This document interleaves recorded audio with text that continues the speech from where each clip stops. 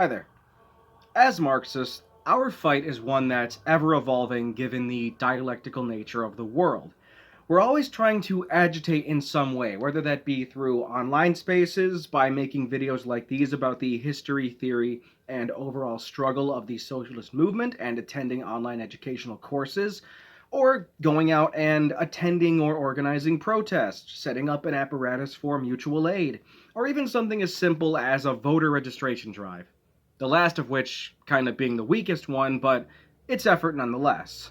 Now, I haven't made any videos about direct means of agitation in like almost 7 years, I think, when I was only 19 years old and I had really only considered myself as a communist for maybe a year or two, if that. I just watched those old videos for the first time in years, and minus a little embarrassment because I hadn't really grown out of a minor lisp that I had, and there was a lack of consideration for the conditions of disabled people, I still agree with the methods that I presented as tips for agitation and revolutionary preparation. As I've grown, though, and I've become more involved in academia, I've recently adopted a form of educational agitation that I probably never even would have considered back then. We need to be utilizing our local histories to educate people about and subsequently agitate for the liberation of the proletariat, of course, including people of color, LGBTQ plus folks, and so on. I guess another way of putting it would be to radicalize your local news. Now, what do I mean by this? Radicalize your local news. Very quickly, though, I am going to promote something before I get into the meat of the video. If you find yourself enjoying this video and the work that I do in general, if you have the means to and you would like to, you can support me through Buy Me a Coffee. You can sign up for a membership that's just $1 a month, or you can do a one-time donation. Another way you can support me is by using my referral code for the app Receipt Hog in the description. It's an easy way to make some extra money. You just get cash back by scanning receipts from places like Walmart, Dollar General, or pretty much anywhere else you shop. If you make an account for Receipt Hog and use my referral code, I get extra points when you sign up, which in the long run will help support the channel and myself.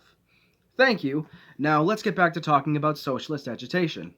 So I think a lot of you know that besides doing this whole YouTube thing, I'm primarily an aspiring historian and writer. I've written before, but didn't really take it that seriously until like late 2023, maybe earlier 2024. Since then, though, I've been published for a handful of outlets, both online and in print.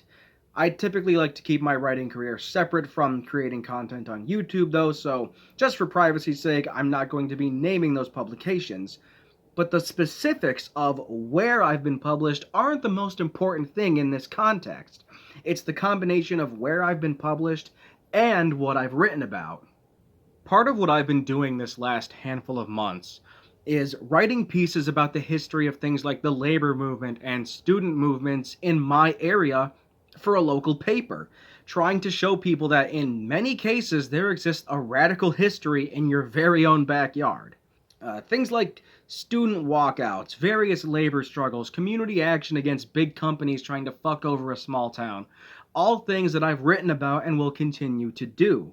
Now, given that it's a small publication in a pretty rural area, there's no official political leaning, but you can probably guess what politics of people in the area are. Anyways, I've had to avoid directly mentioning things like class struggle or socialism, at least for the time being, since I've only had a small handful of articles published with them. But even with that current handicap, the whole point of these pieces is education. To show that even small towns can hold radical kernels, that small communities can have the power to fight against the corrupt nature of capitalism and engage in the struggle for better pay and benefits. Some will definitely just see this as interesting history. And you know what? That's fine. But, and maybe I am being a little idealistic here, but as Lady Izdahar says, or at least paraphrasing her, maybe some people will see these articles and they'll be inspired by history. Maybe these articles about the local teachers union going on strike, or bus drivers going on strike, things like that.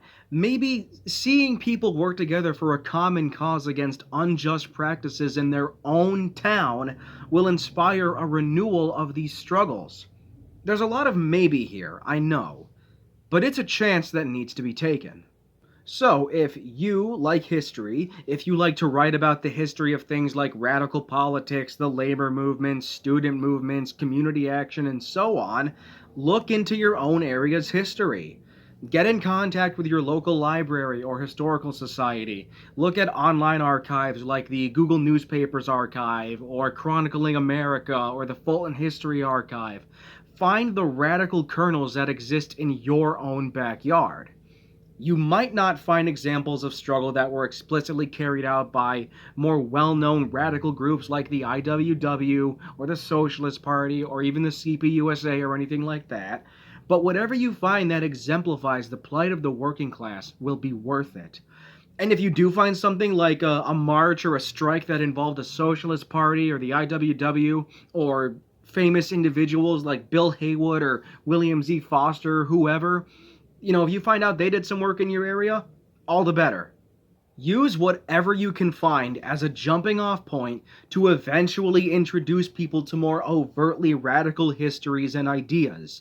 Submit pieces to your local newspaper. A lot of areas have free magazines that you can pick up at grocery stores and gas stations. Submit pieces to those. Submit pieces covering your local radical history to online outlets that might be more willing to publish them.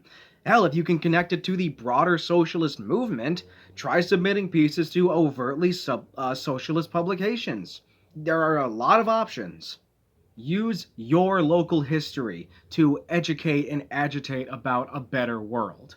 If you're not able to do boots on the ground organizing, it's a way for you to do your part in the fight against capitalism. And if you can go out and do that stuff, it's a great supplement. I say again, radicalize your local news. My name is Jymee.